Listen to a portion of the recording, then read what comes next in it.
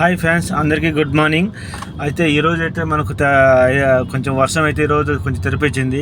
కాకపోతే ఈరోజు కొద్దిగా జనాలు కూడా అందరూ ఆఫీస్కి వెళ్ళేవారు, స్కూల్ పిల్లలు అందరూ వెళ్తున్నారు. మనకు హైదరాబాద్ కానీ కొంచెం తెరపించింది. విజయవాడ, గుంటూరు, మన తెలంగాణ కూడా బాగానే భారీ వర్షాలు అయితే ఉన్నాయని చెప్పారు. కొంచెం జనాలు అయితే ఇబ్బందులు అయితే విజయవాడ అయితే కొంచెం ఇబ్బందులు పడుతున్నారు.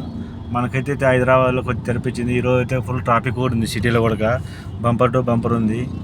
కాకపోతే చూద్దాంగా ఏమో అన్నారు, వర్షాలు ఉన్నాయన్నారు. జనాలు జాగ్రత్తలు ఉండండి, అందరూ బయటకు వెళ్ళిన వాళ్ళు కానీ స్కూల్ పిల్లలు అందరూ జాగ్రత్త చూసుకోండి. ఎందుకంటే మనము జాగ్రత్తలు ఉంటేనే కొంచెం వర్షం వస్తుందని తెలిసినప్పుడు పిల్లల్ని కూడా స్కూల్ పంపించద్దు. ఎందుకంటే రోడ్డు మీద ఎప్పుడు ట్రాఫిక్ జామ్ అవుతుంది, ఎప్పుడు వర్షం తెలియదు. కాబట్టి మనం కూడా పేరెంట్స్ కొంతమంది చూసుకోవాలి. చాలామంది ఏం కాదని పంపిస్తున్నారు, అలా కాదు.